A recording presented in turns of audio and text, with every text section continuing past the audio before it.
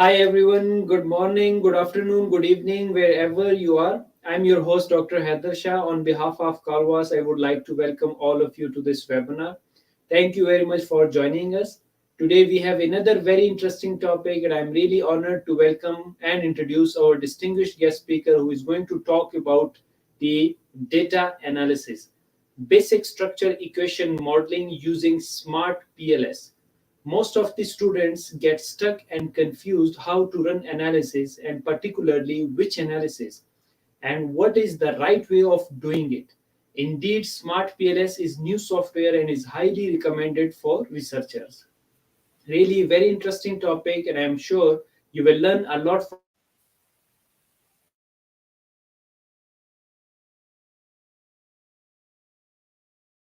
because in amazing stuff are coming ahead in this session.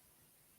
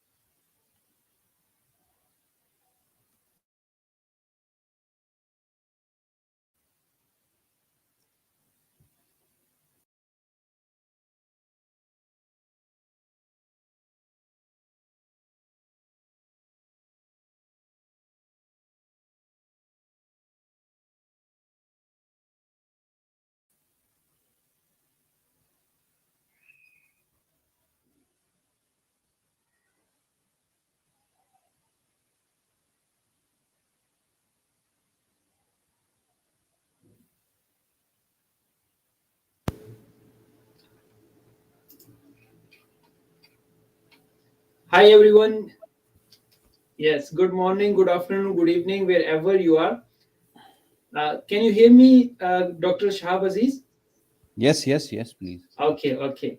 So uh, I think my mic was off. So let me just welcome all of you to this webinar. Thank I you very can't much see for you. joining. Yes. I cannot see you as well. Okay.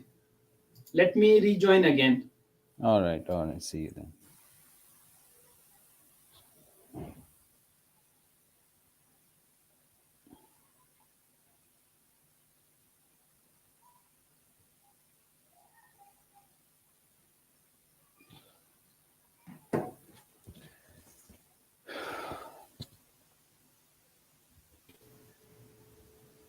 Yes.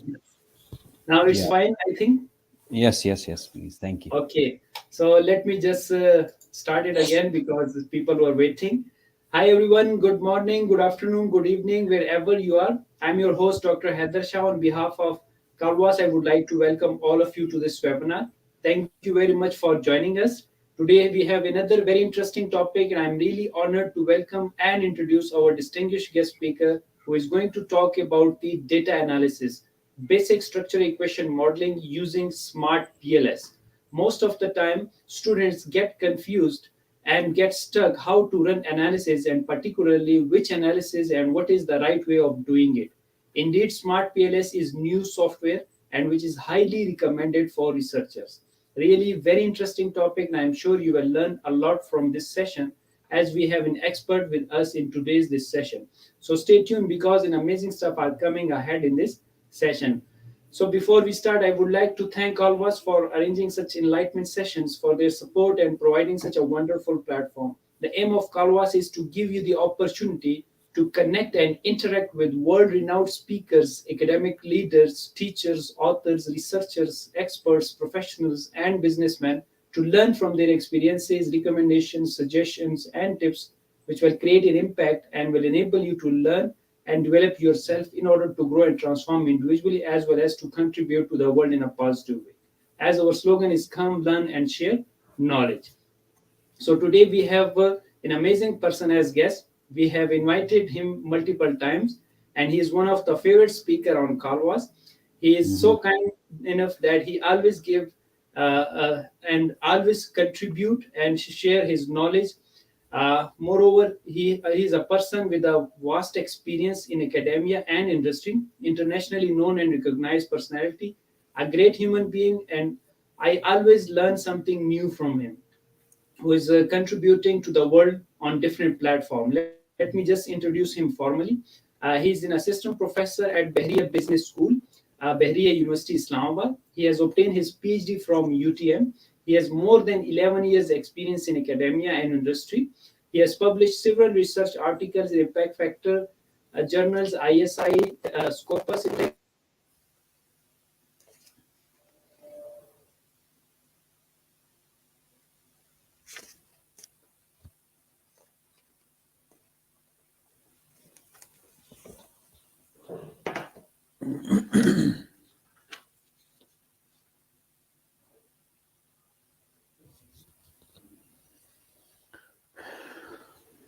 Yes, I think there is some problem in the internet. Hmm. So he is well equipped with the both qualitative and quantitative research methods, data analysis techniques using Smartpls. He has also participated at several international conferences.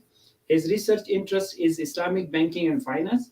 Last but not the least, he is a wonderful speaker, author, teacher, researcher, professional, my friend and mentor, and above everything, a great human being.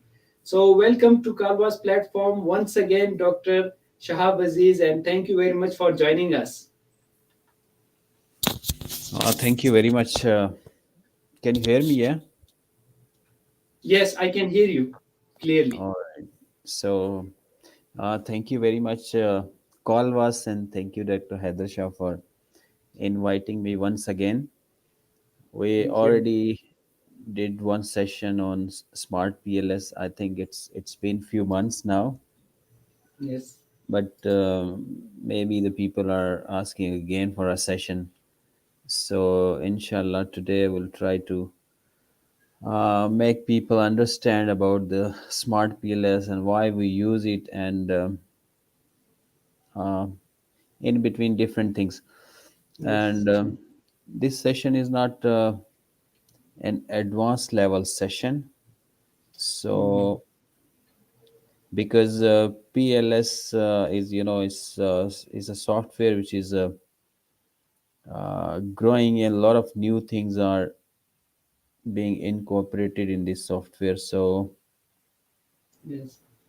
Yes, Dr. Shahab, it was really much awaited because we had received a lot of requests that asked the request the Dr. Shahab to have another session in one video so that he could show all the things again. And they have emailed so many questions to us as well, which we have filtered out. And please share the screen as well.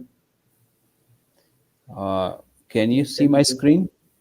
No, please share it, All right, entire all right, screen. all right, all right, all right. All right. Thank Give you. me a second.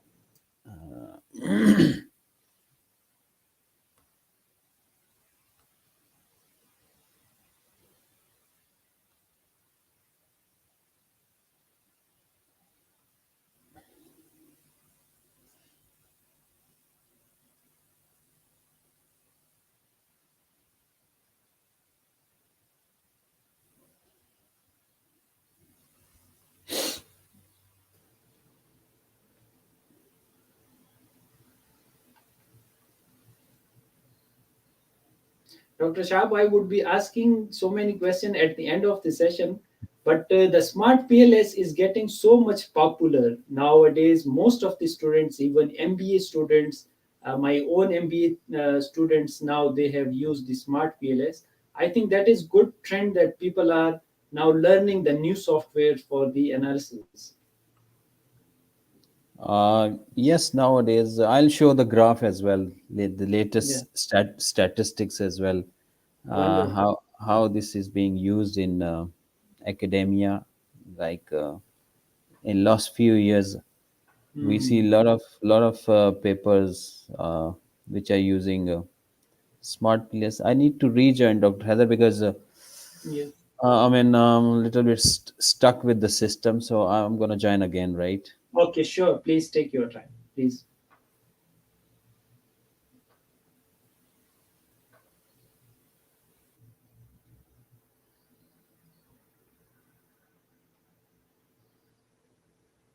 Yes, audience. Dr. Shahab Aziz will be joining us again because there was some technical issue.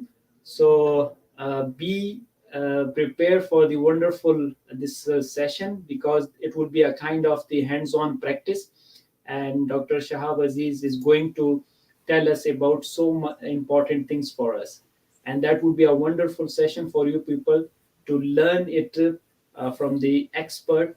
And as he mentioned, it is for the people who are actually doing it in the basic level, not the advanced level. So, over to you, Dr. Shahab. Thank you. So can you see my screen now? Yes, it's visible. Please carry on. Thank you.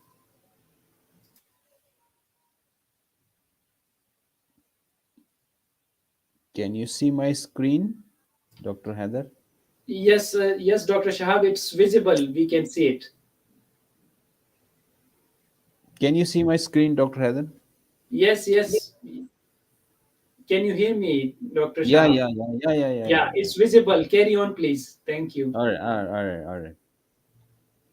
all right. Starting with little bit of my introduction.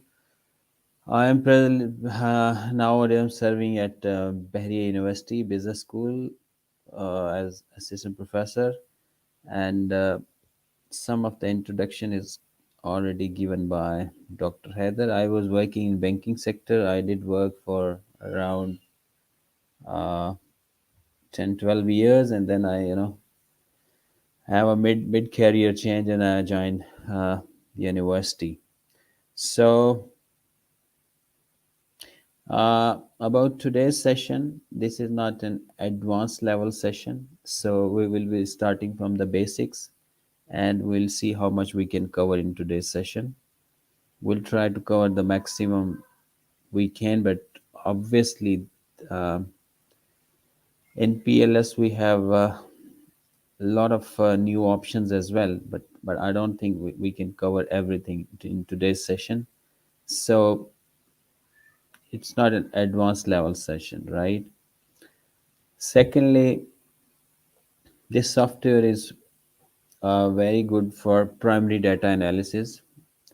Mostly people in HR, marketing, behavioral finance, they collect their data through questionnaires.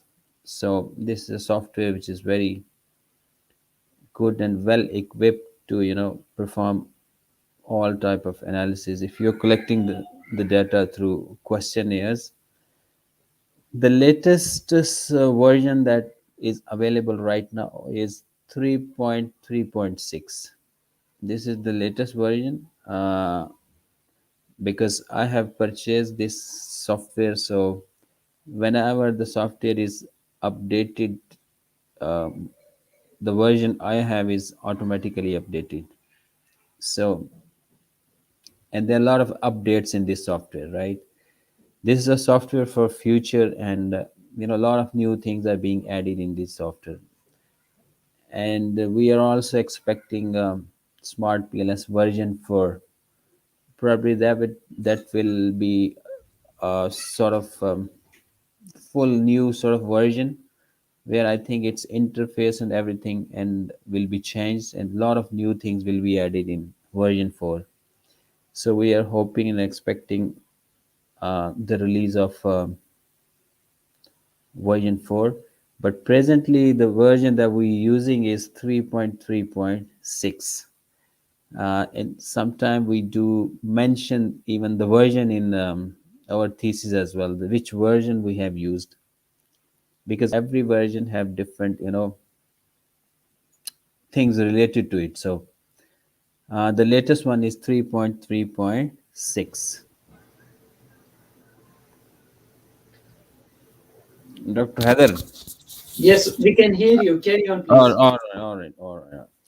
So in today's session, we try to make you people understand why SCM is used, and how we can justify the use of SCM, especially the one we are going to do today. This is PLS SCM, right? And then there are two type of variables that we have in social sciences. One is reflective and other is formative. So I'll just try to clarify the difference between both of them, and we use different analysis of both for both. But today we'll be covering only deflective, but in the concept I'll try to make you people understand what is the difference between both of them. Then we'll look into reflective measurement model analysis. Then we'll see structure model analysis, mediation moderation, and the way we'll carry on out today's session will be, initially I'll discuss some theoretical part of all of these things, and then we'll do a hands-on exercise where I'll be doing actually performing all these analysis on Smartpls. All right. Uh, this is the version. If we open the software, we can see this website is very important. This is the official website of this software. You can get a lot of stuff uh, in this website. There are a lot of videos available if someone is interested. There's a lot of literature available, a lot of papers available, right? And whenever something new comes related to this software, uh, this website clearly that shows that. So someone who really want to keep an eye what's going on related to PLS SCM and Smart PLS. So this is the website to look for. Uh, this website is continuously updated, and this is maintained by the people who are actually contributing in this software and this approach. So this is very important for everyone to keep an eye on this. What's happening lately related to this software and partial least square structure equation modeling. Yeah, this is the website. I mean, if you'll open, uh, everyone can have a 30 days free trial version. This 30-day version is a full version, and but this is valid for only 30 days. So anyone who want to learn can go to their website and you can download the software. It's a trial version. It's a free for only 30 days, right? Otherwise, I don't think the crack version is available. So you have to, spend some money and purchase it if you want to use it for a long time. Few books I need to mention. I have few in software as well, so I can share if someone is interested. Uh, the first book that you can see on the left of the screen, the blue one, that is 2014 version, uh, and on the right side the book is I think 2017, right? So these are the two books, and then there's the green one was I think 2019 version. There's another book written by a few of the Malaysian, that's a very good book as well. So these are the few books if someone is interested. Uh, You can look into these books for any details, right? So, okay.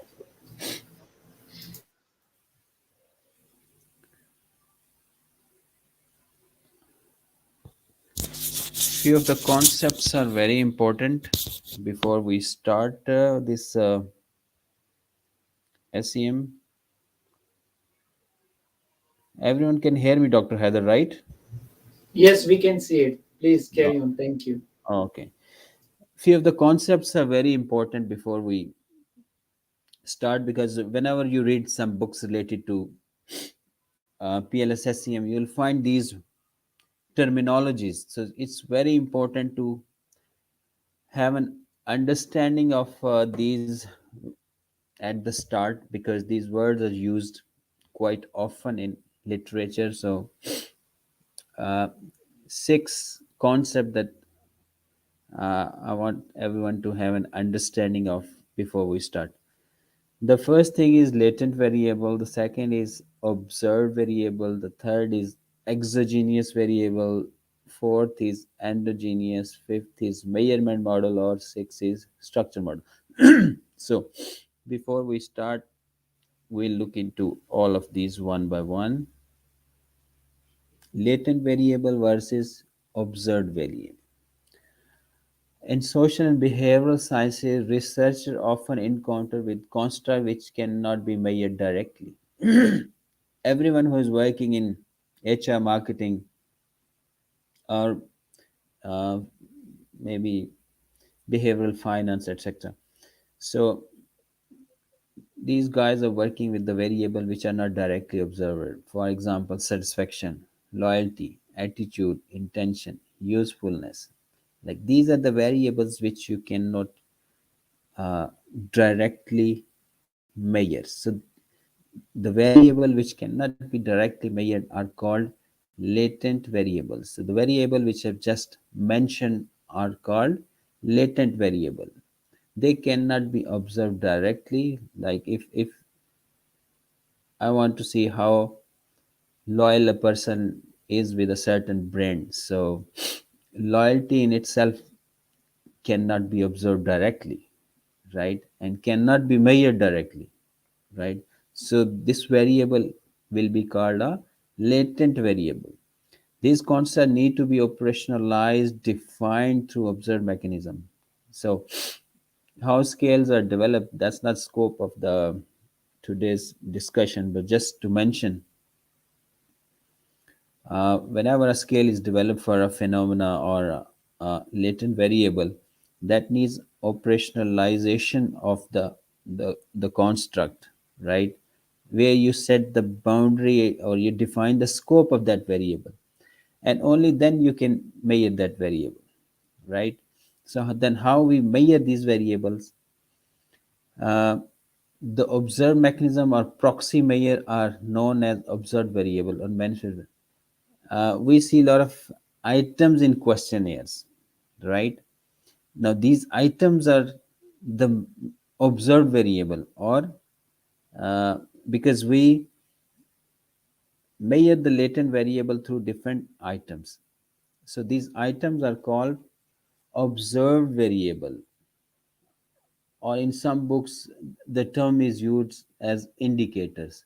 So, if it's mentioned like item or indicator, that means that's something which is observable, and the other part, the variable itself, is called latent variable, which cannot be measured directly, and we measure it through different questions, items, or indicators, right?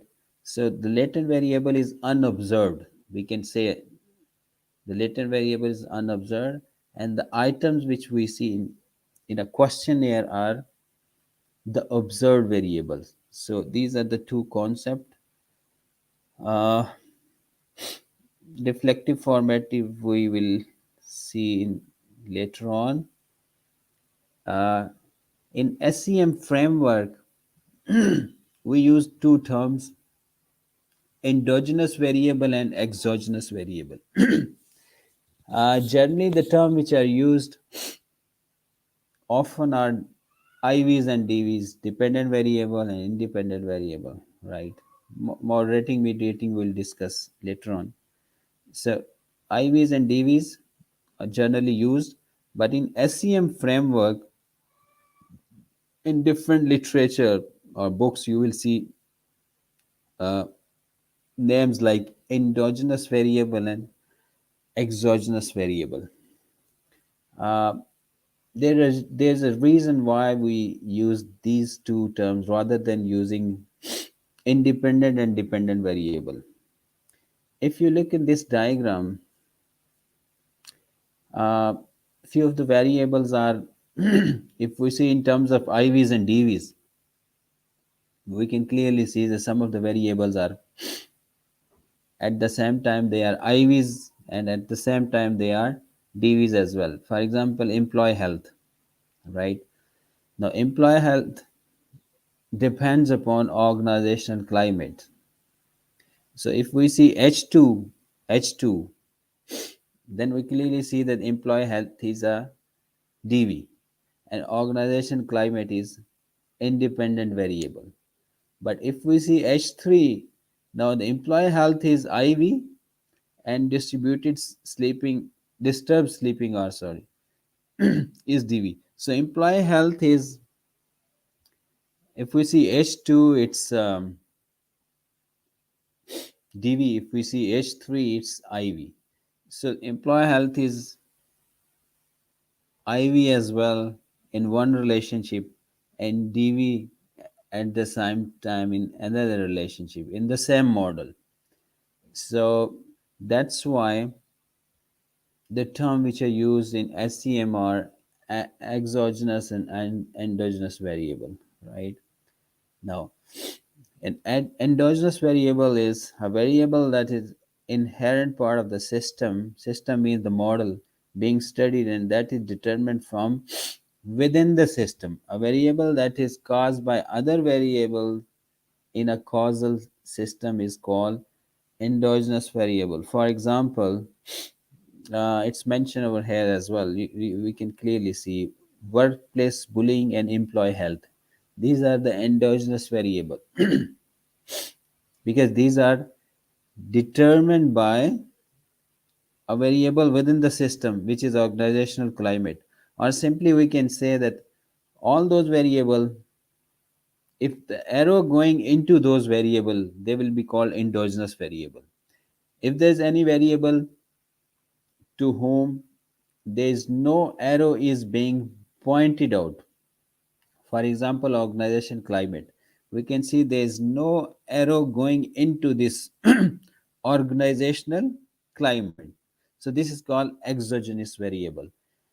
And work bullying, employee health, and these are called endogenous variable because they are determined by or they are uh, there's a change being brought in to these variable through within the system, like for example organizational climates, right?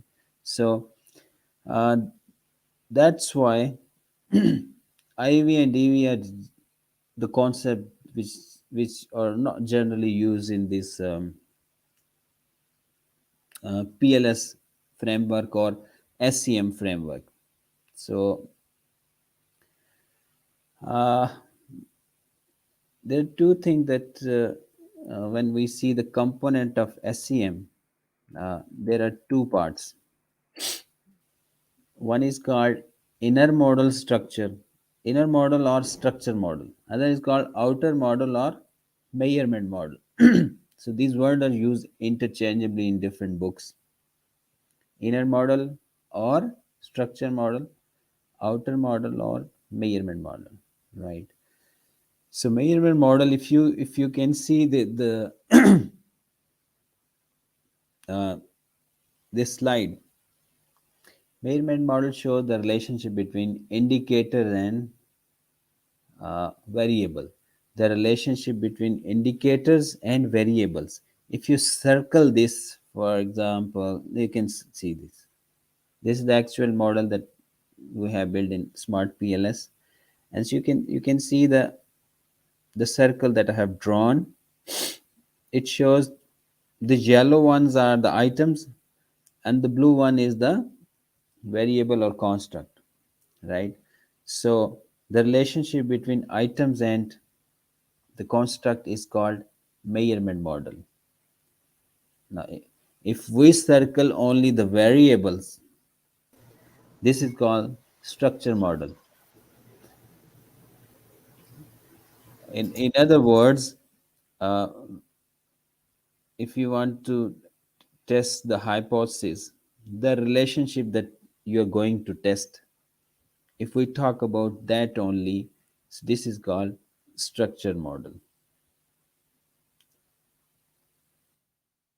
So I hope these six concepts are clear now. Latent variable, observed variable, exogenous, endogenous, measurement model, structure model. All right. Moving on to the next step, why we use SEM. We'll see its interface, type of data that this software can take, how we import model, how we build the model.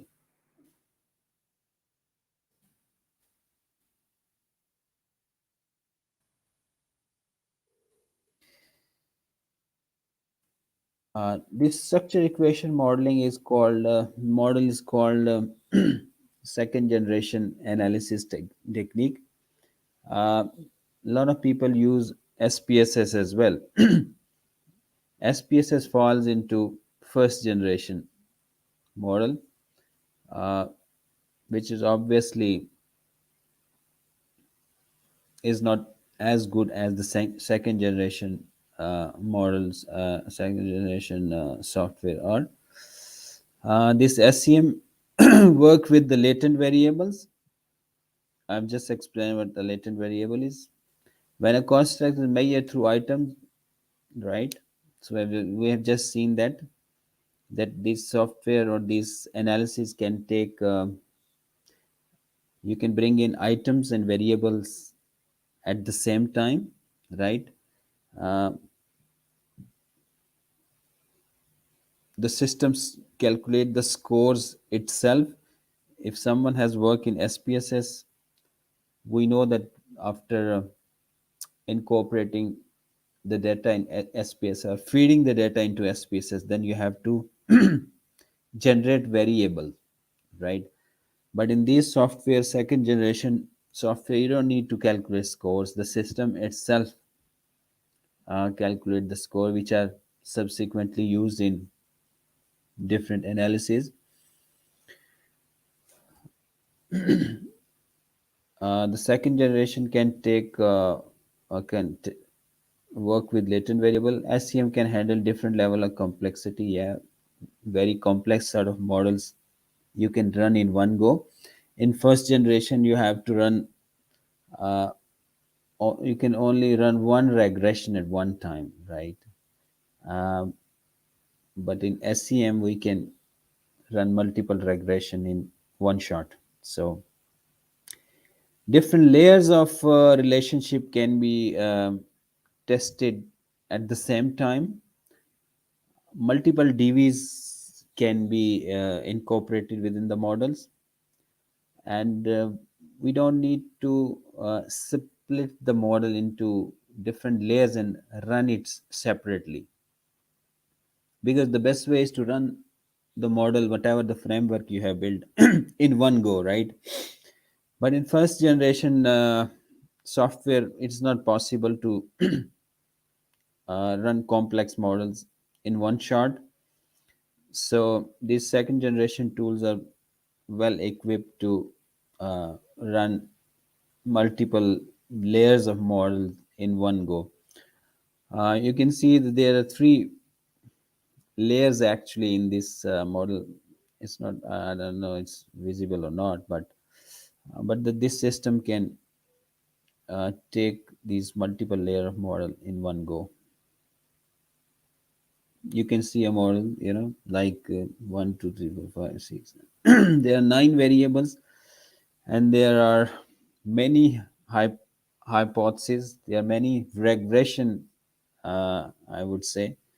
Uh, Now, this model can be run in one shot in Smartpls, but if you want to test this relationship in SPSS, you might have to run regression maybe 5 times or 10 times.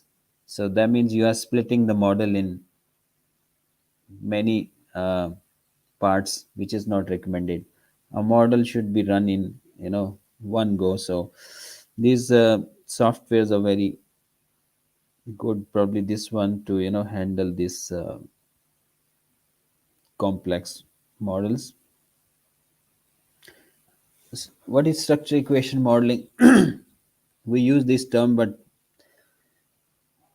this is basically the combination of factor analysis and regression.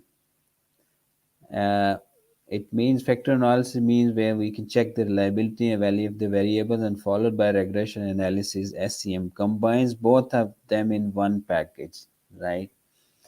So we can perform both uh, in one go. First, we can see the because the latent variable is measured through different items, and we can first see to what extent these items measure that construct. This is factor analysis, and once we establish that the factor of reliable and valid representation of latent variable, then we can move on and run the regression. But in SCM we can do both simultaneously without breaking the model into pieces, right? There are two things which with the two concept I would say. There's a measurement theory concept, there's structure theory, right?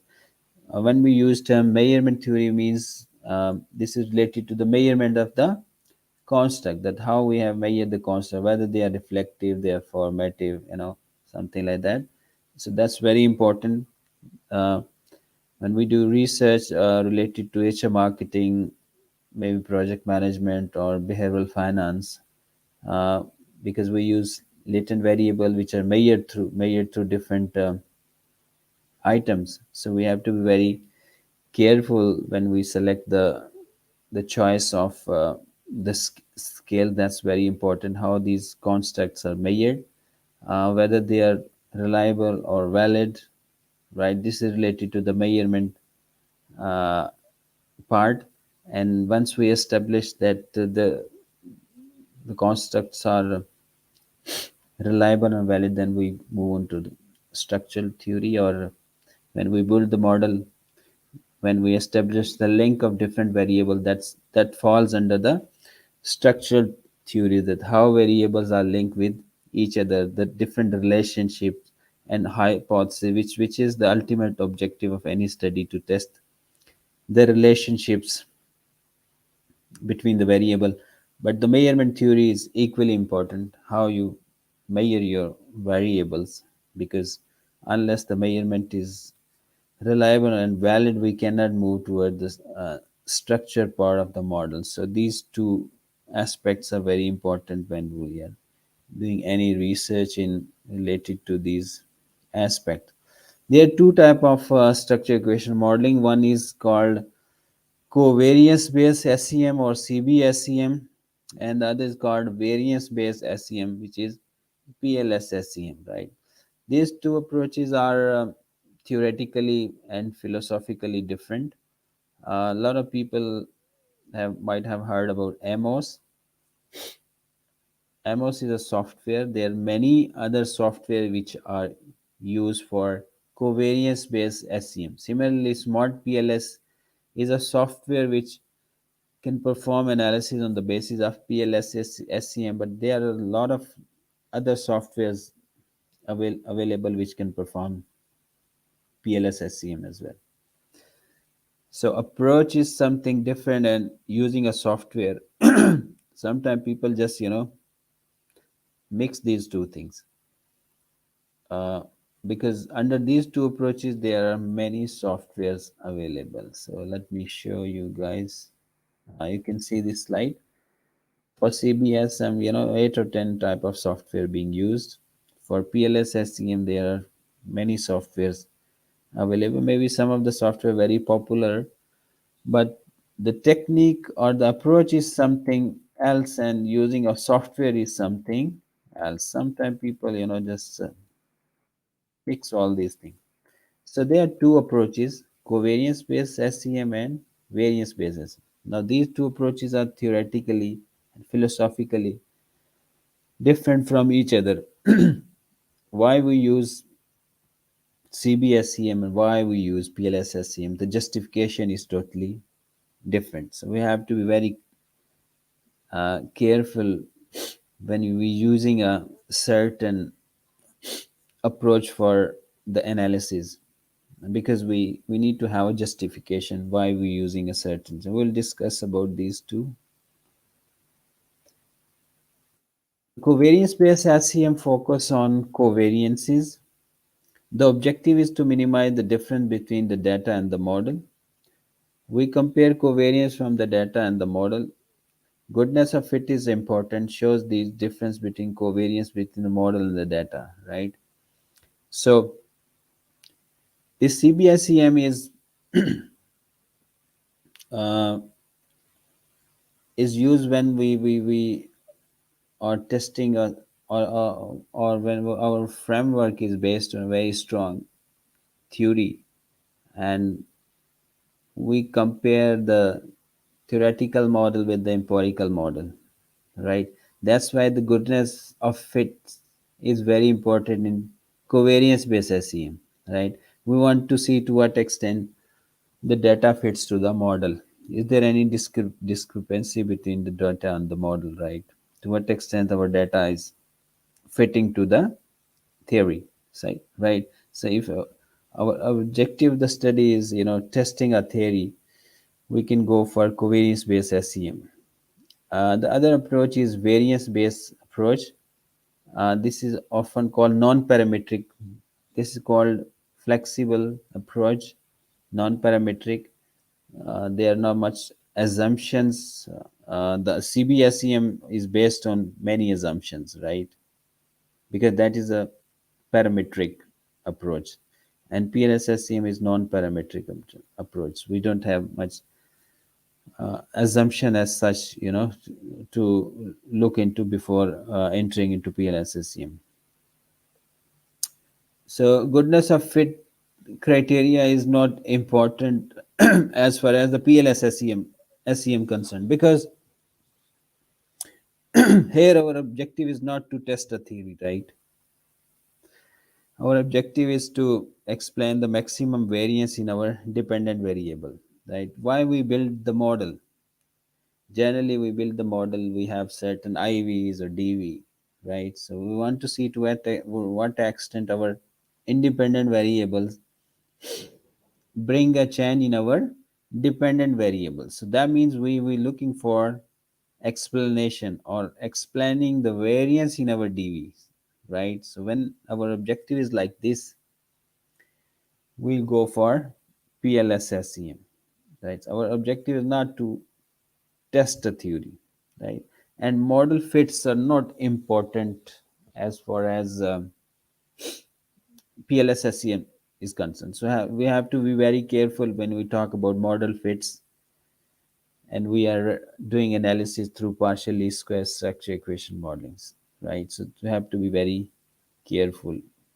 Model fits are more relevant to covariance based SE. There are two concepts. One is confirmatory, one is explanatory. If objective of study is confirmation of a theory, we'll go for CBSEM, or you can choose MOS for that if you're doing analysis uh, in this part. If your objective is explanatory, like you want to see the to what extent your IVs explain the variance within your DV, so then you should go for PLSSEM.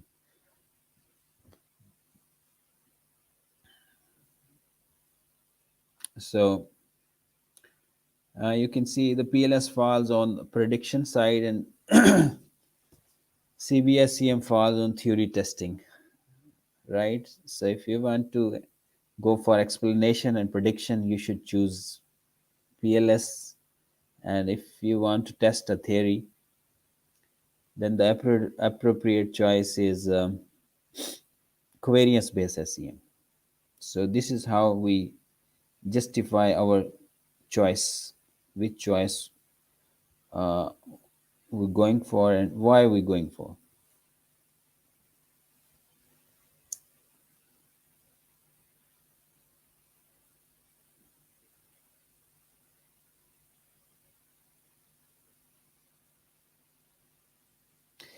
There's this is from the latest book. There's another book which was not mentioned over here. There's another book uh, which I recently been published. Sam Guys, which published the earlier book. I have taken this from the latest book. Why we use PLS SEM and why we use covariance based SEM. So just we'll run through quickly. The analysis is concerned with testing a theoretical from a prediction perspective, right? So when your objective is prediction or explanation, we go for PLS. The structure model is complex, includes many construct indicators and model relationship. Generally, we see nowadays very complex model because the software are capable of handling the complex model. This is the best one if your model is complex. Complex sometimes we mean that if you have more than five variable, then we see that your model is complex. Then you have multiple IVs, DVs, moderator, mediator, right? So this is a very good software to handle these complex model. The research objective is to better understand increasing complexity by exploring theoretical extension of established theories. Generally, especially if you're publishing a good paper, paper in a good journal, then you have to come up with a novel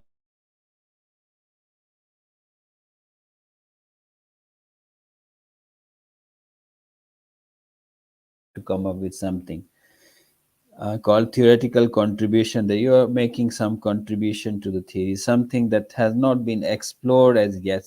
So you are extending a theory, you are combining theories. So if you're doing research like this, which generally we do, because we say we our study is novel and making a contribution to the research, contribution to the theory, then obviously this is the right approach to choose. The path model includes one or more formative measure construct. We'll see what is a formative construct maybe in next few slides. So this software is very good in handling formative constructs. The search based on secondary data. Yeah, this software I've seen few paper where people have used for secondary data as well, but I don't think many of the paper are using. But still, it can be used. A small population receives the sample size. There is a confusion that PLSSCM is mostly used for small sample size. No, I don't think that's the correct way of interpreting.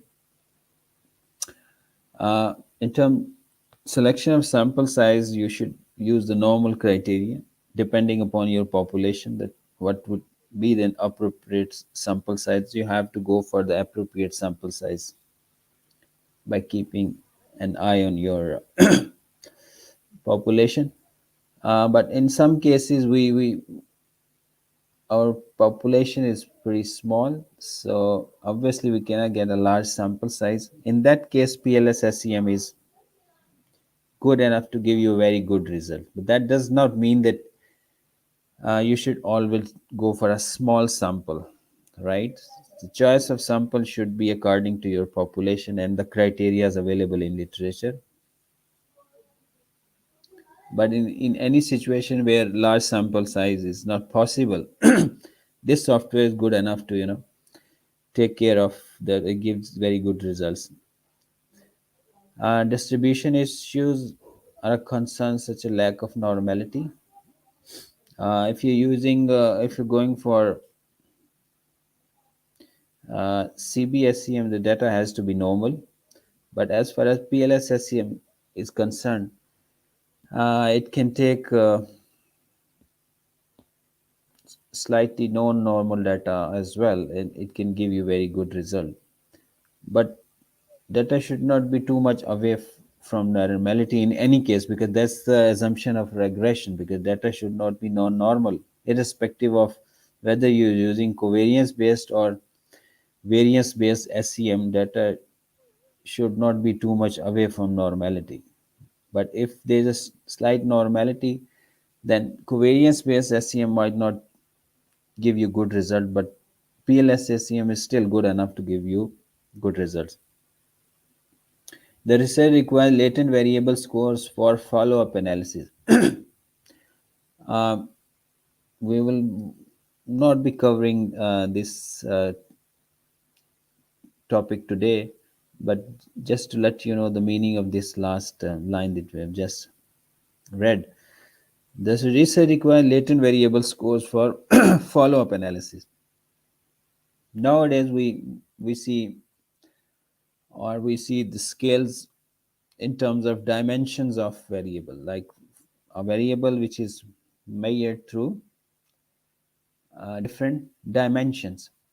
So these variables are called higher order construct, or HCM, higher component models in SCM context. Uh, if we have a such sort of variable which is measured by different dimensions, then we need to use two-stage analysis process. There's other methods are available as well, but just to mention one, which is two-stage. In first stage, we need to calculate the latent variable scores, and we use these latent variable scores in subsequent analysis when we are doing higher order models. But maybe at some point we do that as well, but not today. But in that case, PLSSCM is very capable of handling higher order model and uh, the variables which have several dimensions. Now, when we use covariance based SEM, the goal is theory testing and confirmation, right? So when you want to test a theory or you confirm a theory, you go for covariance based SEM. Spectrum has circular relationship. You know, in MOS, when we draw the model, we link the error term and stuff like that, right? Because that covariance based SEM, based on that sort of approach, the research requires a global goodness of fit, right? So that's why we talk about uh, goodness of fit criterion in covariance based SEM, because we want to see to what extent our data fits to the model. That's why everything revolves around goodness of fit. But as far as PLS SEM concerned, because the objective is different, so we don't talk about model fits in PLS SEM. So these are the justification that whoever is um, using any of this approach, you can see where your study actually falls, and accordingly you can justify the choice of your model and ultimately the software you're going to choose. There are a lot of software available for both CBSEM and PLSSEM, MOS, Laser, M plus, R, CPAT. So similarly, we have Smartpls, we have WarPLS, and there are a few other softwares. But I think in CBSEM, MOS is very popular, and in PLSSEM, Smart PLS is, yes, very popular, and some people are use War PLS as well. That's another very good software.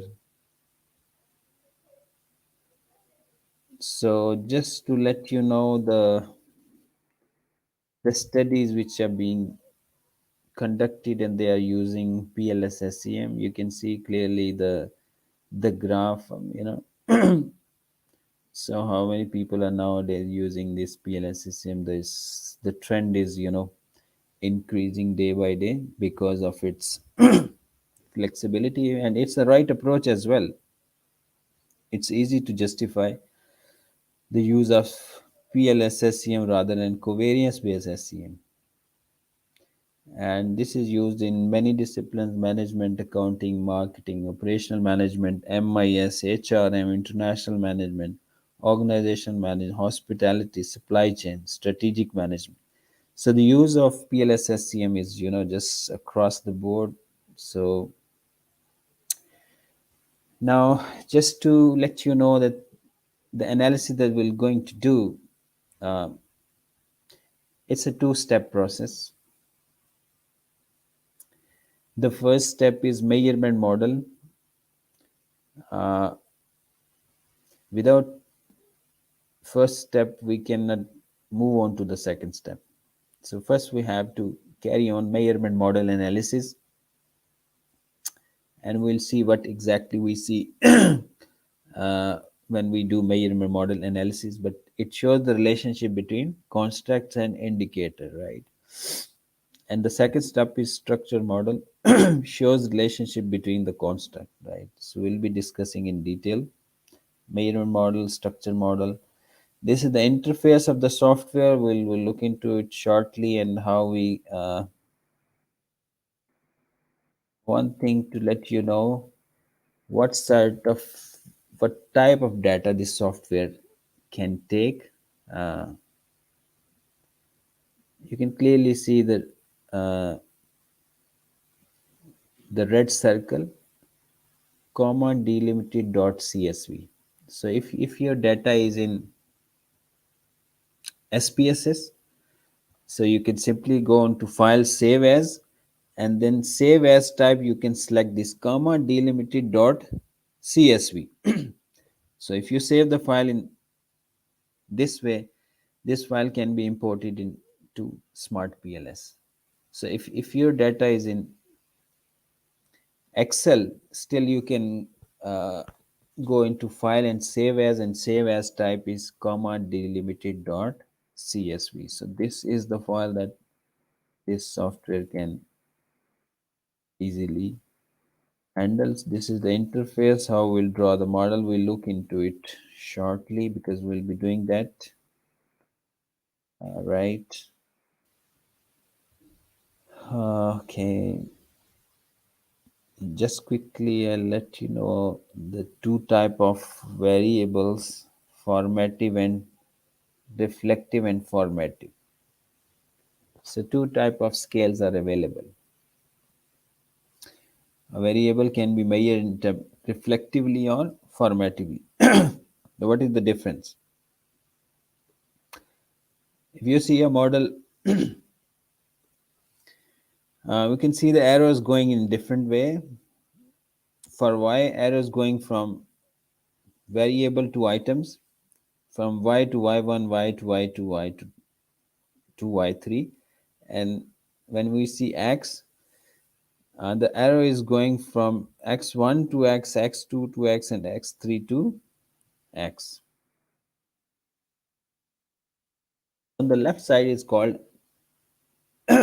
reflective constant. So when we see arrows drawn like this, we can clearly see that variable y is measured in terms of reflective constant, or it is a reflective constant. When arrows goes from latent variable to indicators, when arrow going, for example, going from y to y1, y to y2, and y to y3.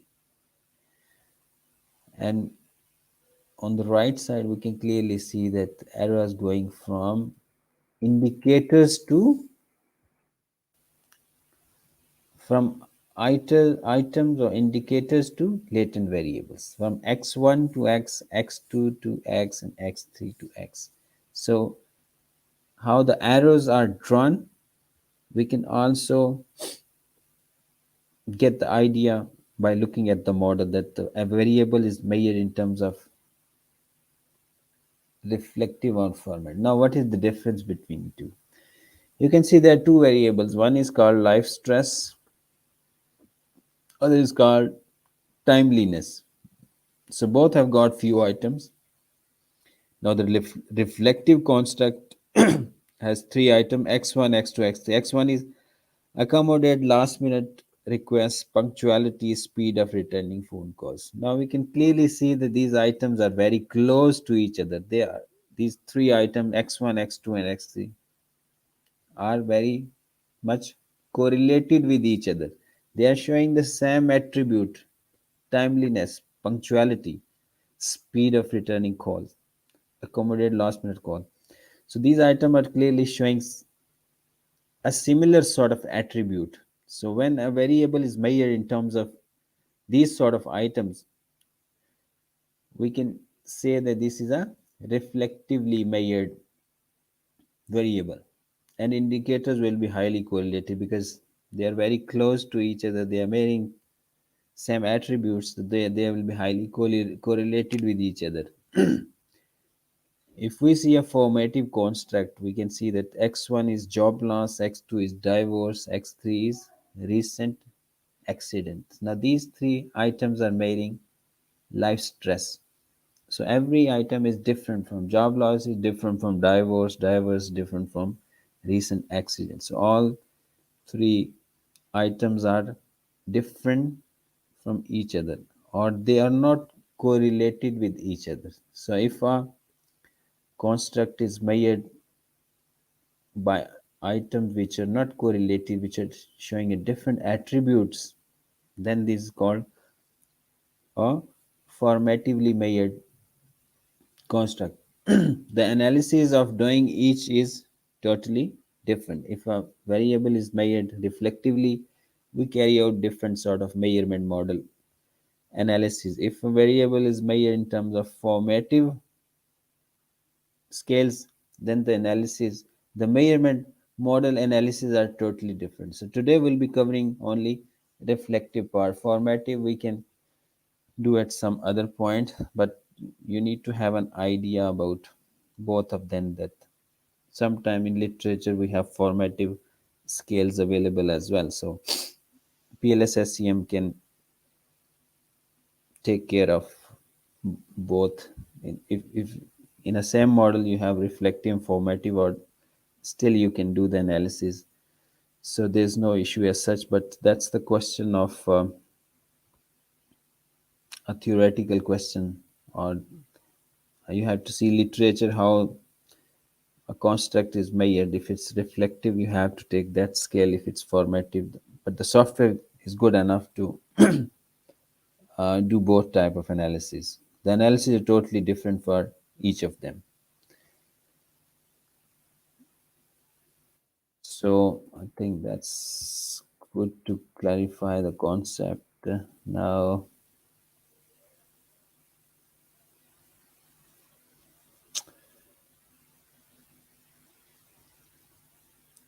uh, remember that PLSSCM is a two-step process. When we do analysis, first we do analysis of measurement model.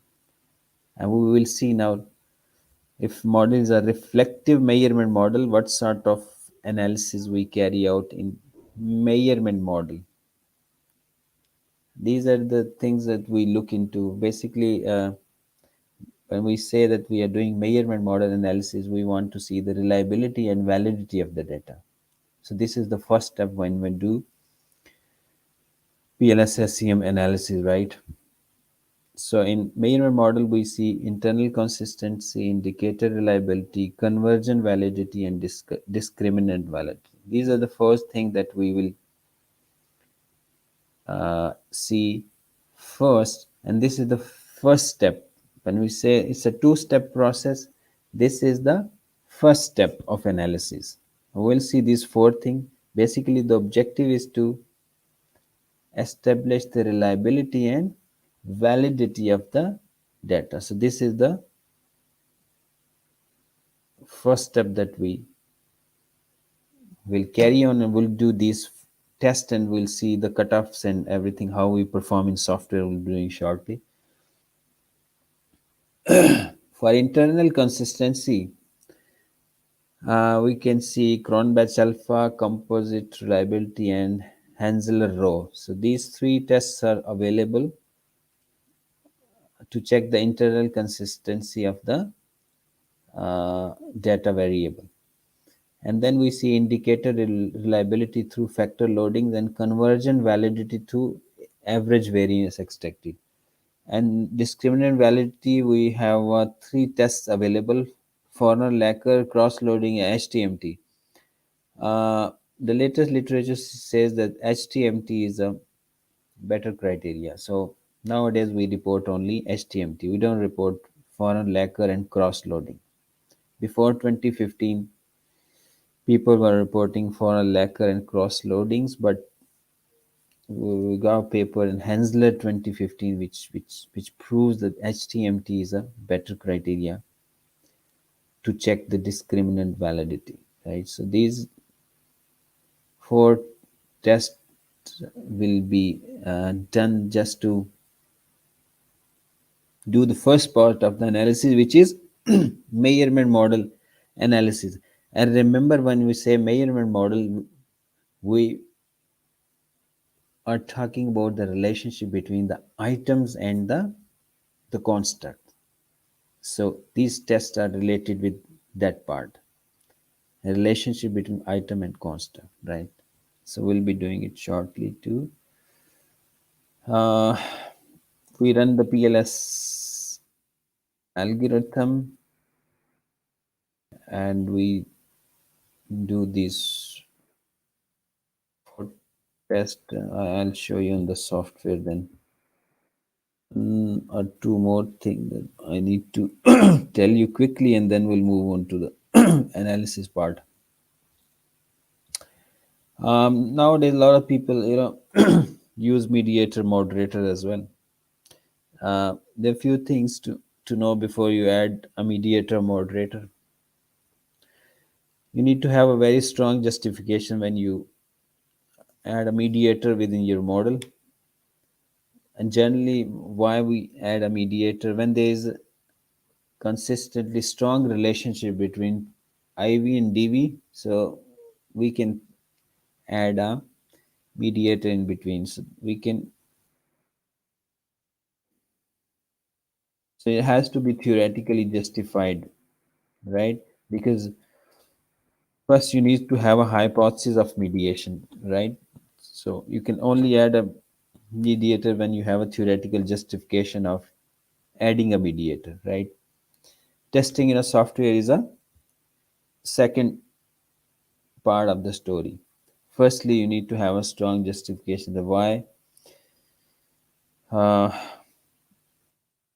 you have added a mediator. Historically, the approach which was being used to test the mediation was Barron and Kenny. This was a very famous paper, and this approach was used previously, but nowadays we don't use BNK approach because of several reasons. So nowadays the approach which is used is we just see the indirect effect, right? Through indirect effect, we check whether a variable is acting as a mediator or not, or whether a mediator is significant or not, right? We don't use Barron and Kenny approach to test the mediation. That is outdated. And the approach used is nowadays Hayes approach, which is to check the indirect effect, right? A lot of people add moderator in the model as well. The justification of introducing again, you have to theoretically justify the inclusion of moderator within the model, and how we can justify is, or when we introduce a moderator, when there's a weak or inconsistent relationship between predictor and criterion variable, right? When two variables show inconsistency in previous literature, like for some literature said A and B are related to each other. Some literature say A and B are not related with each other, right? So there is an inconsistent literature available, right? So that is the point where you can introduce a moderator into your model, but again, it has to be theoretically justified. In PLS CCM, there are three approaches available to test the moderation. First is product indicators, second is two-stage, third is orthogonalization approach. So when we use which approach, I mean, obviously there's literature available. For example, if you want to use a product indicator approach, if constructs IV and moderator are reflective, then this approach is best, right? So if your variable are measured reflectively, your IV and moderator, then this is the right approach to use. ठीक है? Cannot use when exogenous construct and moderator are measured formatively. So clearly we can see that uh, if the variable IV or moderator is measured formatively, you cannot use product indicator approach for moderation. Uh,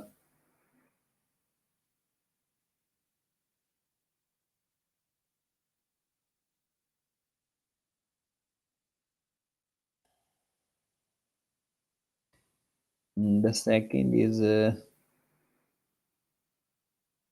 two-stage approach. So two-stage approach for formative, right? So for reflective, we have used the first approach.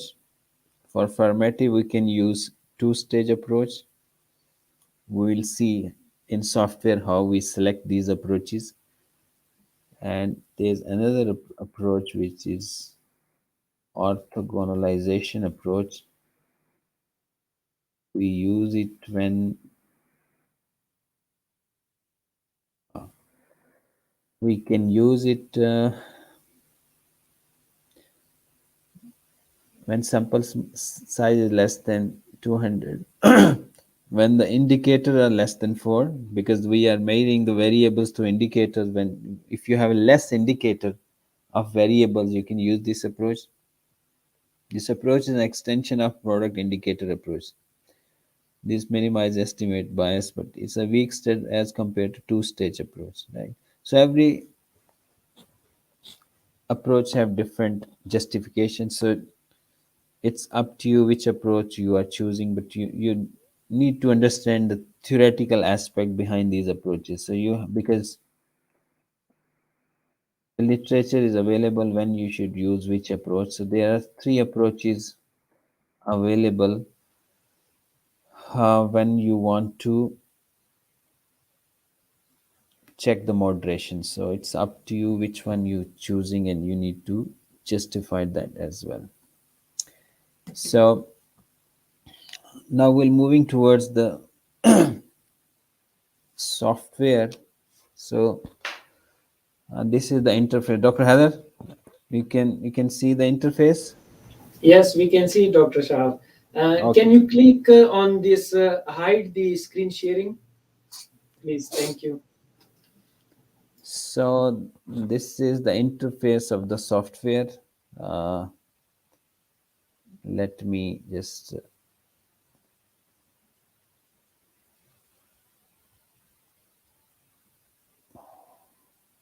so this is the software. So when we open it, we'll see the interface.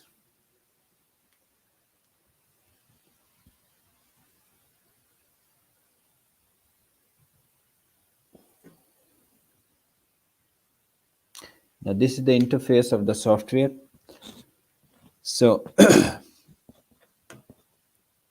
firstly, we have already covered that what sort of data uh, PLS SEM or Smart PLS can incorporate. So if it's the file is if in SPSS, we can easily go into file and save as, then save as type comma delimited dot CSV. If it's in Excel, again you can save it into comma delimited dot CSV. Now the first step is creation of new project. When we click on new project, we see a small window. We need to give a name to the file. Call was. So you can give any name as you like. So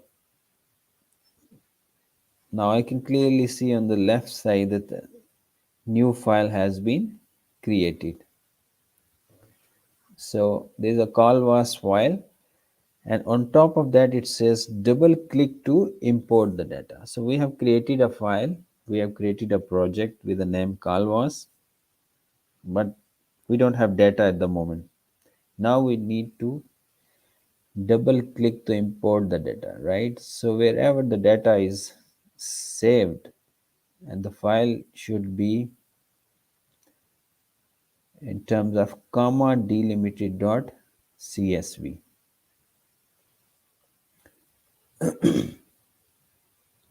So I have a file named no missing, and I can import that file. Okay. So as we import the data, we can see uh, a file like this where I can see my different items. I can see any missing value. I can see mean, median, minimum, maximum, standard deviation, skewness, and kurtosis. Skewness, kurtosis are measured to check the normality of the data as well. So you can use SPS as well if you want to see the skewness and contrast. You can report that results as well. So I have created a project and then I have imported the data. So these are the two steps that we have performed. The next step is to build the model, because when we have either you're doing a PhD thesis or MS thesis, or you're doing a research paper, you'll be having a research model or research framework. So we need to draw that framework here in order to uh, do the measurement model analysis and later on structural model analysis. So clearly we can see no missing data file, and on top of that there is a call was. So I'm gonna double click on call was, right? Here we can build our model, right? So I've clicked on call was. Now I can see the indicators items on the left side. These are my all items which were in my questionnaire, and I gathered the data from my sample or respondents. So I can see the indicators on the left side, and the screen is just open. There's nothing over here. So the next step is we can build the model. Simply you can drag and drop. For example, I have one variable which is knowledge. It has 4 items. Simply I can drag those 4 items and drag and drop. This is what called drag and drop. I have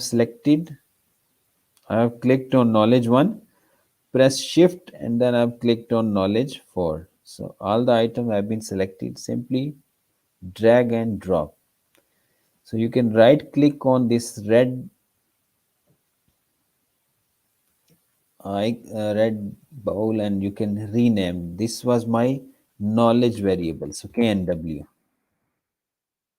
So you can rename, you can move here and there. It's up to you. You can move the indicator as well. You can just right click, and if you want your indicator of this variable on the top, or if you want them on the right, or you want them on down towards the bottom, or you want them on towards the left side. So you can move these items. So these knowledge 1, knowledge 2, knowledge 3, knowledge 4, these are my 4 items of variable knowledge, right? So I'm gonna bring in another variable. Now religion was my another variable. Drag and drop, right click and rename. So you can rename according to.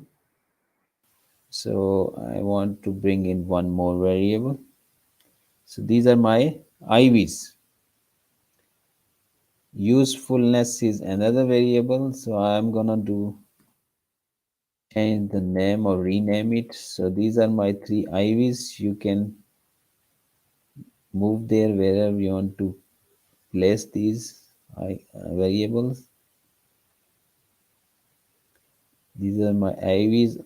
So my dependent variable is, for example, attitude.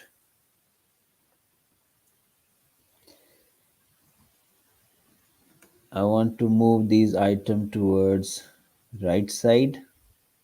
Right click, rename a double T. Right. For example, this was the my model I had for variables knowledge, religion, and use is my IVs and attitude is my DV. So I've got four variables, but these variables are not linked to each other. Now I need to draw an arrow and link these variable. I can select connect from top. There is arrow connect icon connect. I can click on that. Now one arrow has been selected. So I am gonna click on knowledge and then drag and drop on attitude. Click on religion, drop on attitude. Click on use, drop on. The soon the model will be completed. The red balls have been converted into blue one. That means the model is complete, and I can, if you want to get rid of this icon because you have selected the arrow, so I can click on select and then my cursor is back now. So suppose this was my model. uh, I have three hypotheses. Knowledge is related to attitude, religion is related to attitude, and usefulness is related, or attitude depends upon knowledge, religion, and usefulness. For example, this was my model. So we have drawn that model into Smartpls. Now, as I've told earlier, that this is a two-step process. The first step is measurement model evaluation. So how we do measurement model evaluation, and we'll see internal consistency, we'll see indicator reliability, we'll see convergent validity, and we'll see discriminant validity. These four things we'll see in measurement model analysis, which is the first part of the analysis. Without first part, we cannot move on to second part, which is structural model analysis. Simply calculate algorithm. You don't need to change anything. Start calculation. Now we can see under quality criteria, we have all the results. I'm gonna click on reliability and validity. So we can see cron badge alpha, row, composite reliability, AVE. So we can see these four tests in one go.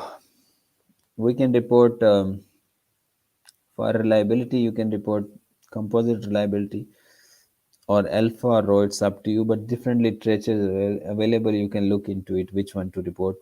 And cutoff for these three is zero point 0.7. So if it's alpha, rho, or CR, the value should be greater than zero point 0.7.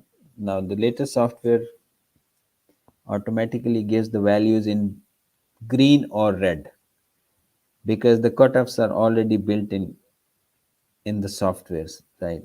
If a value won't meet any cutoff, it will turn into red automatically. So if it's green, that means all the values meet the cutoff. For AVE, the cutoff is zero point 0.5. So our cutoff are, according to the criteria, the values are according to the criteria. So our reliability measure is okay. Our convergent validity, which is AVE, that's correct as well. So you can see outer loading as well, indicator reliability, that's loading. If if AVE criteria is met, that automatically means that our loading will be okay, because AVE is calculated from the factor loading. So if the AVE criteria is met, that means our outer loadings are pretty fine. But we do report outer loadings in our thesis. Next thing is discriminant validity, and I've clicked on discriminant validity. I'm clicking on HTMT.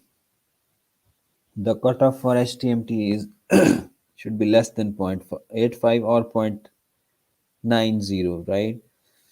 Here all my values are less than 0.85, so it's all green. So discriminant validity criteria is also S. One more thing that we check is VIF, variance inflation factor. This is the measure of multicollinearity. Multicollinearity means our independent variables should not be highly correlated with each other, because that's against the assumption of regression.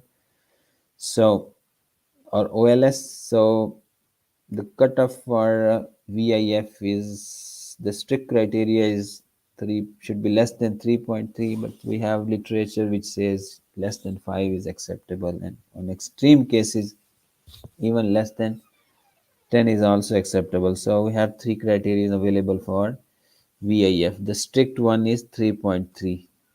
So again, my three variables.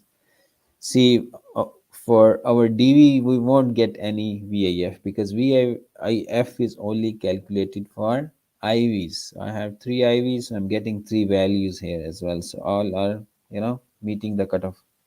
So we have seen reliability, I have seen AVE, I have seen discriminant validity, I have seen VIF, right? So all my values, or the criterion of the measurement model is mm, met. So once we have established that our measurement model is reliable and valid, the next step is testing the hypothesis. For hypothesis testing, that means we are moving towards structured models. We have done all the tests related to measurement model. Now we are moving towards structure model. For structure model, we simply go to calculate, bootstrapping, one tail, complete bootstrapping, and subsample you can go for 5,000, and then start calculation. So we'll wait for a few seconds so that the software can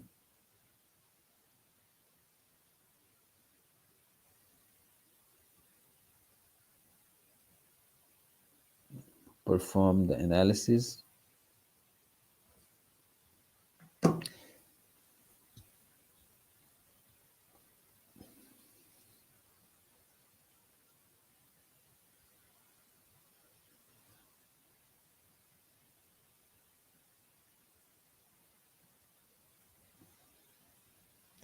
So software do take a few seconds to perform, because the subsample we have selected 5,000.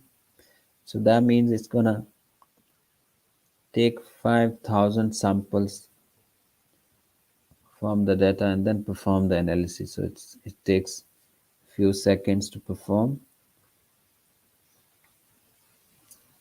So in our model we had three hypotheses: knowledge, religion, usefulness, are related with attitude, or attitude depends upon these three.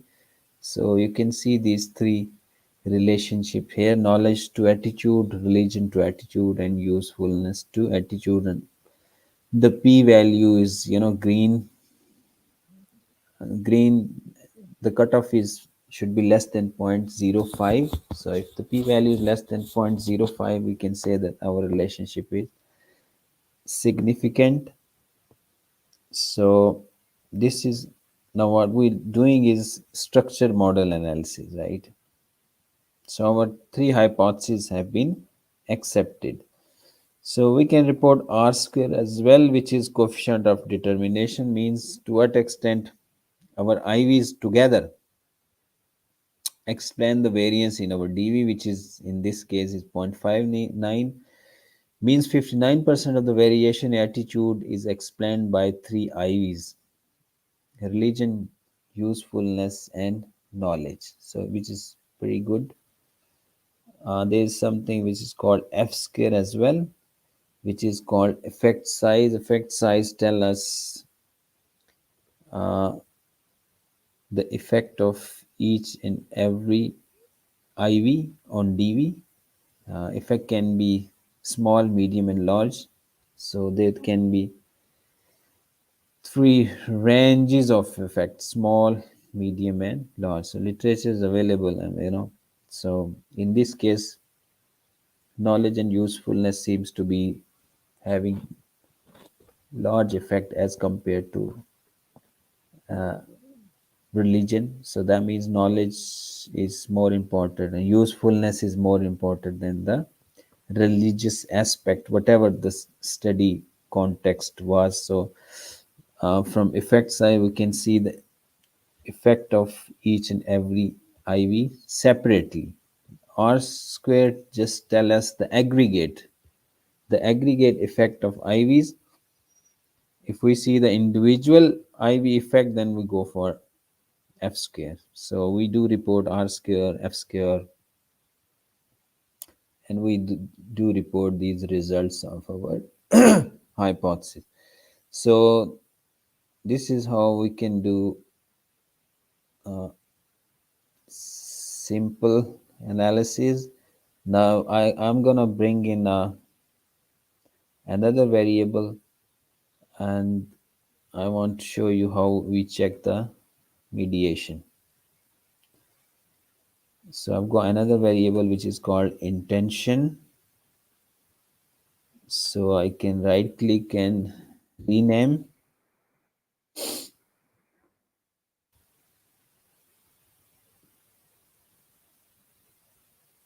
So I'm gonna select connect and connect attitude and intention. Now model has changed, and we can clearly see that now attitude is a mediating variable between knowledge and intention, religion and intention, and usefulness and intention. So means we have three more hypotheses now. Three hypotheses related to mediation now, but all these three hypotheses needs to be developed first in chapter 2 or chapter 3 when you are developing or proposing a framework. So it needs to be theoretically justified and included in chapter 2 or chapter 3 if it's a thesis, and only then you can test the hypothesis. So first you build the hypothesis on the basis of literature and theories and the second part is testing the relationship. So now, for example, I have attitude as a mediating variable between knowledge intention, religion intention, use. So means three hypotheses relating to mediation. Right now, how we can see this whether attitude is a mediating variable between three IVs and one DV or not. We simply go to calculate. Similarly, the way we have done earlier, calculate bootstrapping and start calculation. Now we'll see the for mediation we'll see specific indirect effect. I'll just show you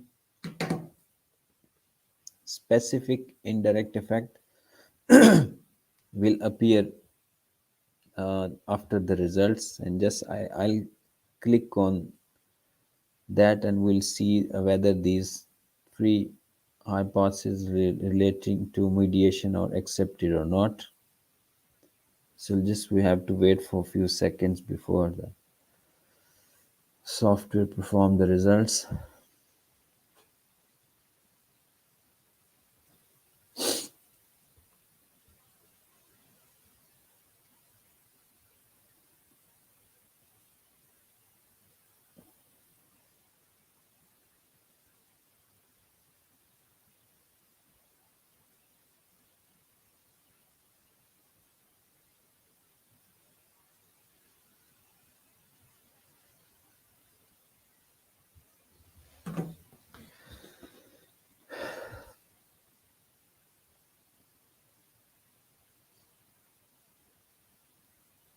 These are my direct relationships. So if you want to see the mediation, I just have to click in final result specific indirect effect. So we can see the three mediation hypotheses. All three have been accepted, and attitude is a mediating variable between religion and intention, knowledge and intention, and usefulness and intention.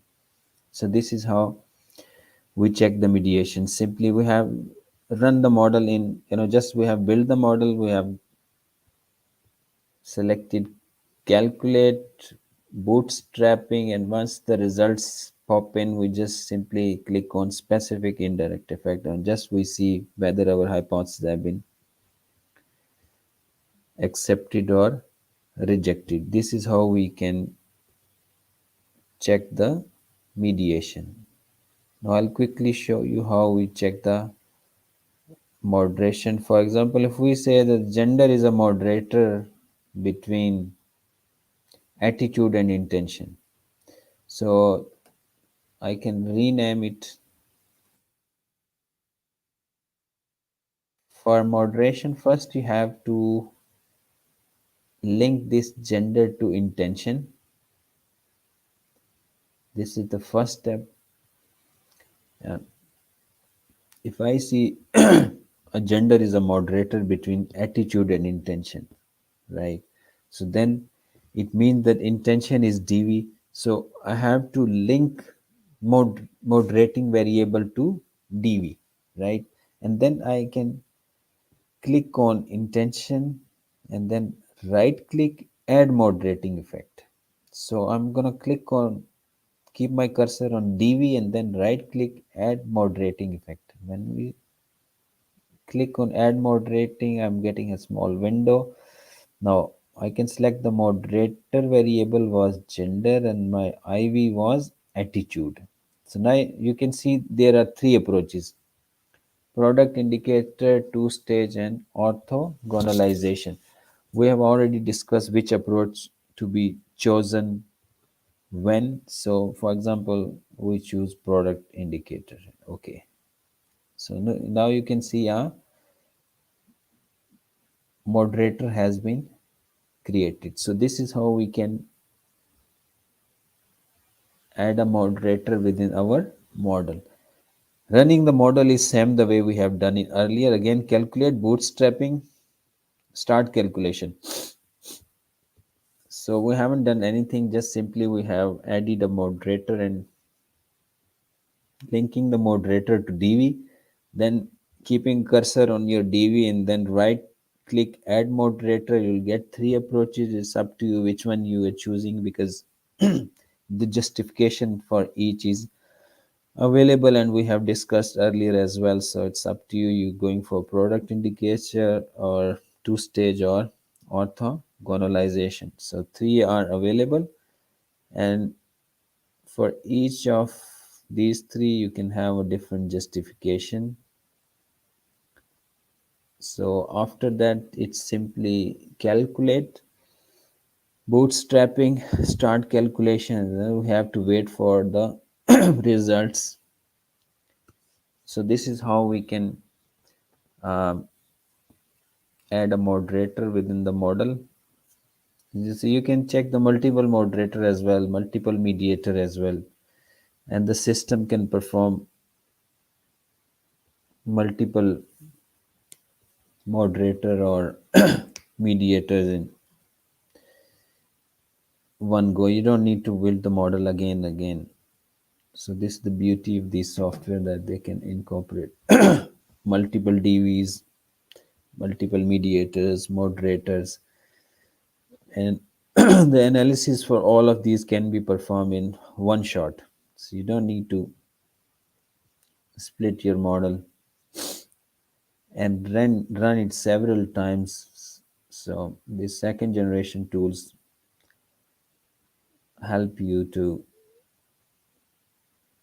build the complex model and do the analysis in one go.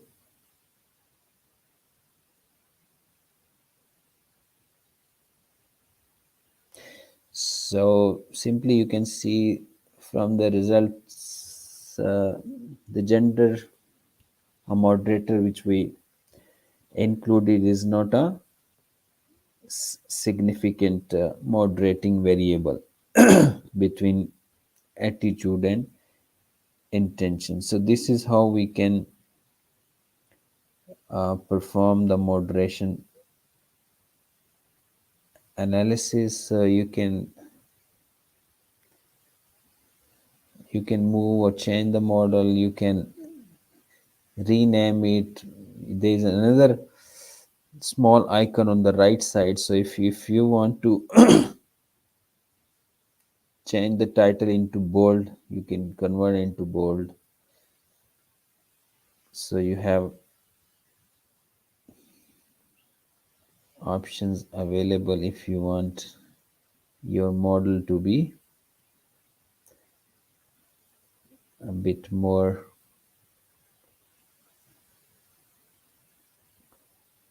You can add colors as well. You can see there are different colors available nowadays, so you can choose different colors as well if if you like. So you can add some beauty to your model as well. I mean, but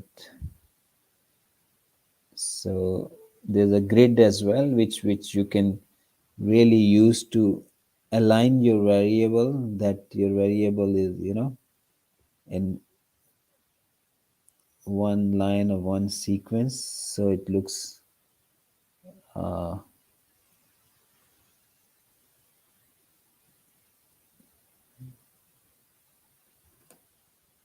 you can hide indicator if you just want to show the uh, latent variables. You can do if you want to show the indicator as well, so you can hide the indicator. You can see a moderating variable. Sometime we called it as a interacting term, right?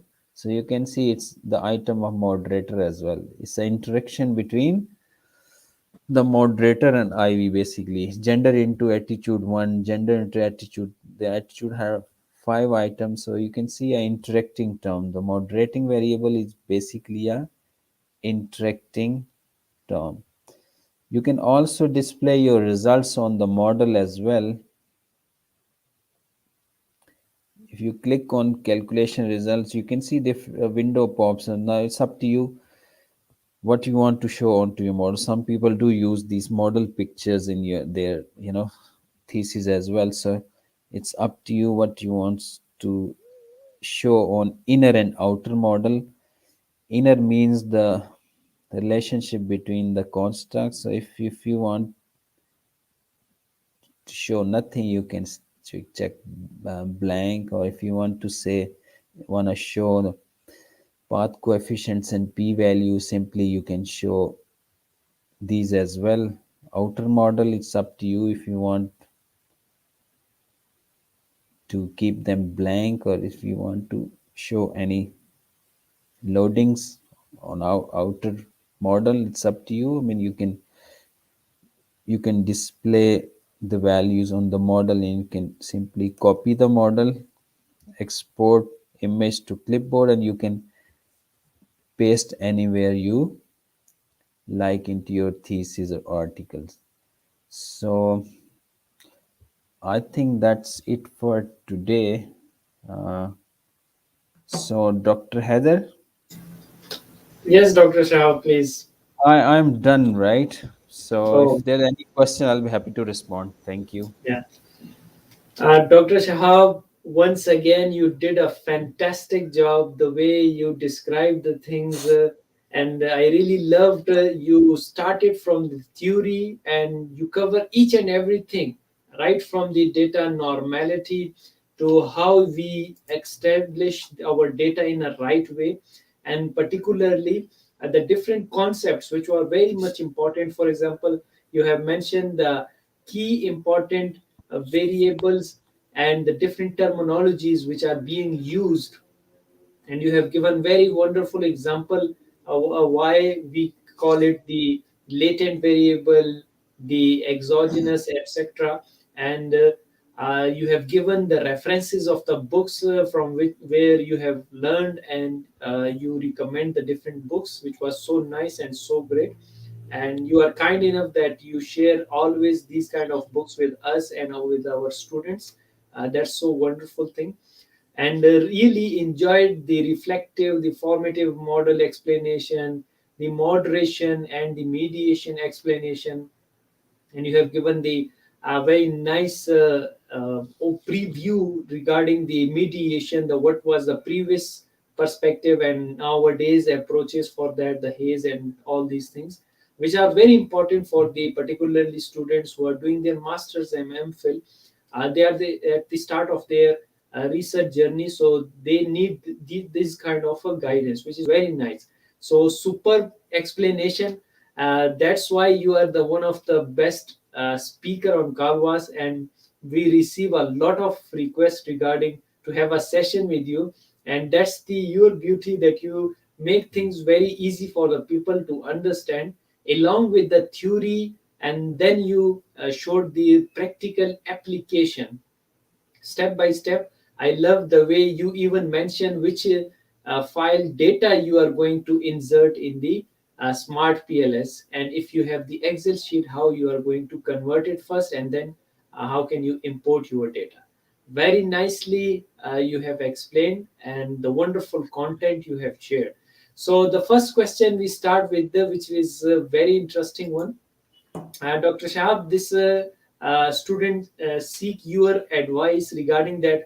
Dr. Shahab, need your advice. Which one is recommended, SCM MOS or SCM Smart PLS for data analysis? Even though that you have explained, but that question we had received few days ago, so we need to ask because what you say impact a lot, and that has influence. So yes, please. We have already discussed the justification of both of them.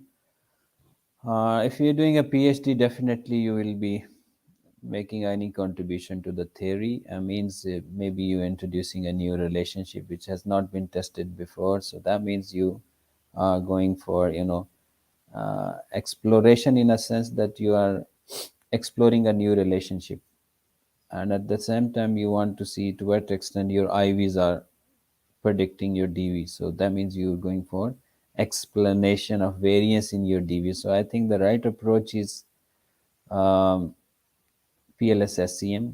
So it's Mhm. easy to justify. So I don't think if you go for CBSCM, you can justify it. If an examiner comes up with the experience of having PLS-SCM, I think you'll be having a tough time. So it's I think it's easy to justify if you go for PLS-SCM. Yeah, very, very nicely said. Thank you very much for elaborating it further. Dr. Shah, we have the second question, which consists of two parts. The first part is the in Smart PLS, what should I do if discriminant validity HTMT is greater than 0.90? And second part of is that does HTMT criteria is sufficient for discriminant validity in Smart PLS? Yes, please. Yes, as I did mention that before 2015, people were reporting Forner and Lecker and cross-loading. In 2015, a paper written by Hensler has proved that HTMT is a superior criteria to measure the discriminant validity. So, if you report just one HTMT, that is good enough because the literature supports HTMT. Secondly, if the criteria of HTMT is not met, I mean, that means your two variables are not distant or different from each other. So, in that case, you have to drop one variable because both the variables are meaning the same thing, which I think is not something recommended. So, unfortunately, if the discriminant validity is not established, to what extent I know you have to drop one variable. Yes, very nicely said. Thank you once again, Dr. Shahab. Another question, which is very interesting one, is the in PLS SCM, is it okay to have path coefficient estimates at 0.15? Yes, please. As 0.15, I don't know what exactly mean from 0.15. I mean, It if means the 15% effect. the effect size, the system gonna, the results gonna tell us the effect size. We Mm. don't select by ourselves the effect size. So it's So, the uh, after running the analysis, we'll come to know what is the effect size, whether it's small, medium, or large. So I don't know, mm, whoever had asked the question, if he can clarify that, maybe we can respond. But effect yeah, size we'll come to know after the analysis. We run the analysis. So yes, true. So in advance, we can't say anything about it. yeah. So, okay. Another question, which is again very important, they want to ask that which value should we take for SRMR, estimated or saturated, in Smart PLS? Yes, please. As we discussed that the model fits criteria is more relevant with covariance based SEM. Mhm. So because you just want to compare to what extent your model fits the data, so that's why you talk about model fits.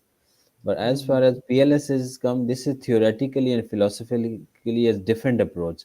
Here we are Mhm. not interested in model fits, so we have to be Yes. very careful when we talk about model fits in SCM, PLS SCM, Mhm. because it is still premature and we have to be very careful if we talk about model fits in PLS CCM. Mhm. So I don't know which one to select, but the criteria is should be less than 0.08.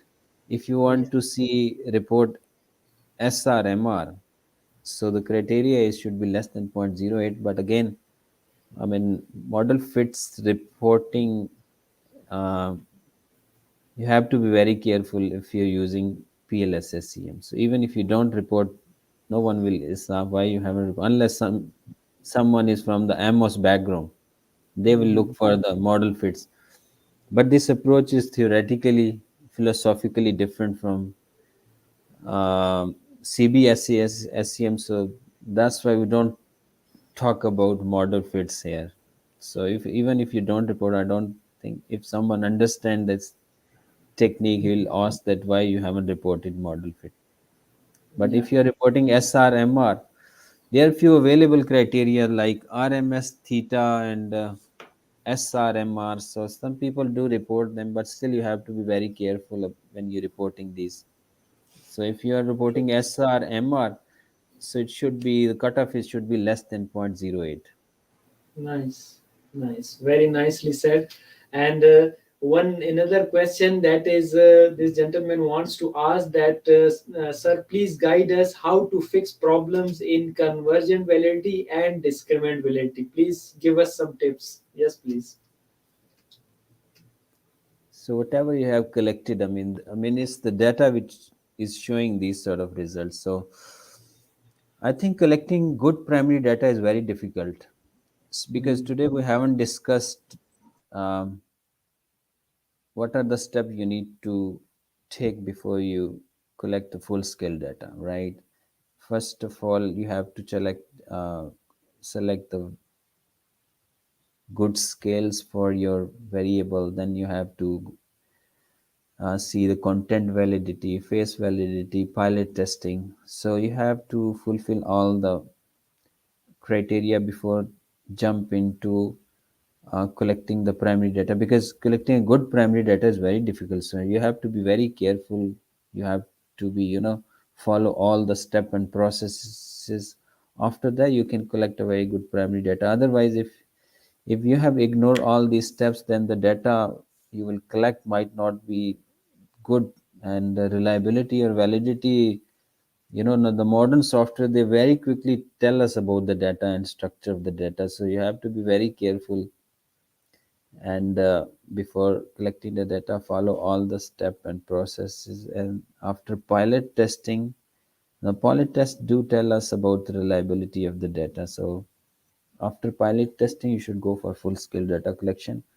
And I think if you follow all the process, you will get the good data. Otherwise, if you haven't ignored all these steps, then because data collection takes a lot of time. So if you have Mm, done that exercise and collected data is not reliable and valid, so I mean, you don't have any other option except to repeat the process again, because you have collected the data and reliability and validity of the data is not being established.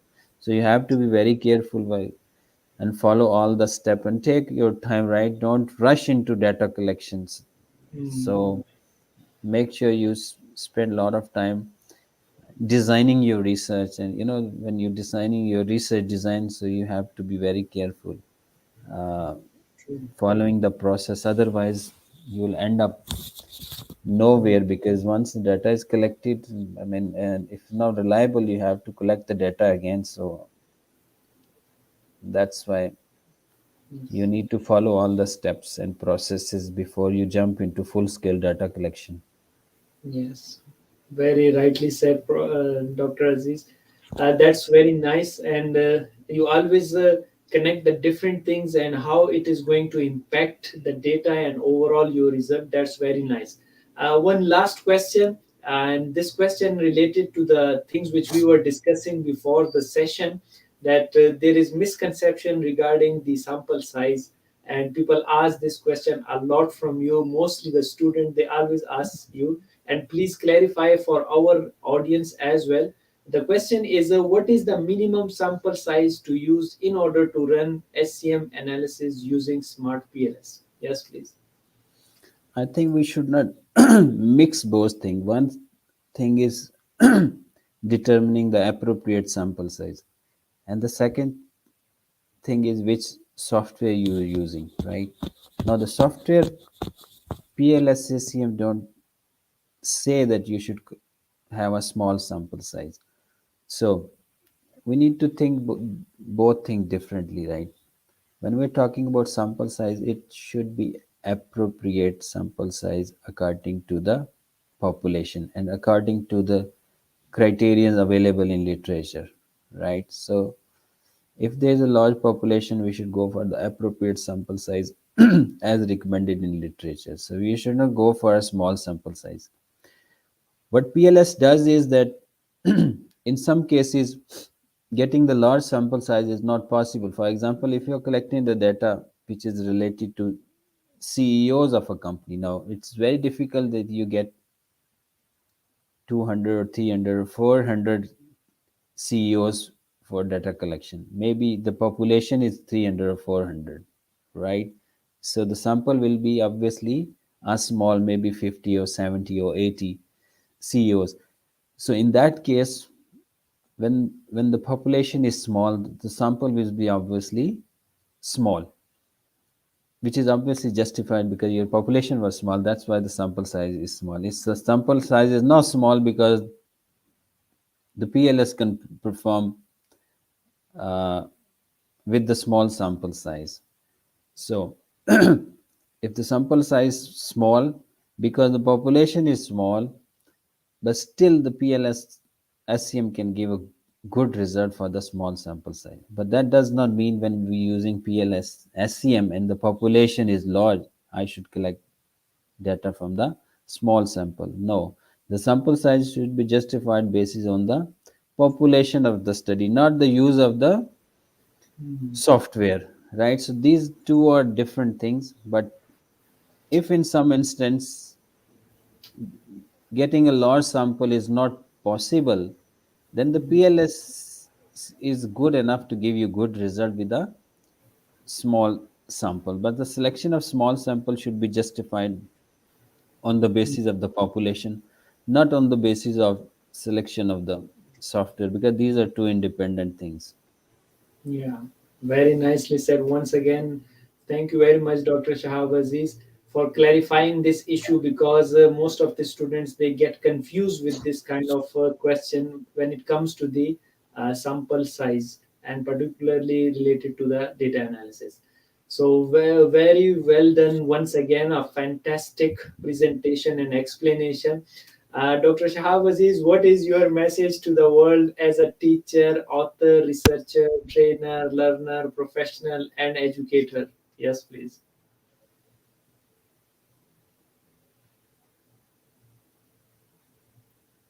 Dr. Shahab Aziz, we cannot hear you.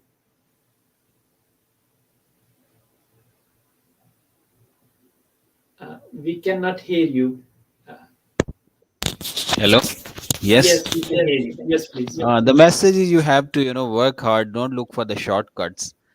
Mm, And if you want to learn, you have to, do hard work or whatever you want to achieve in life. You have to, do hard work and see your strengths. Where you are good at, mm, and don't do something that because others are doing.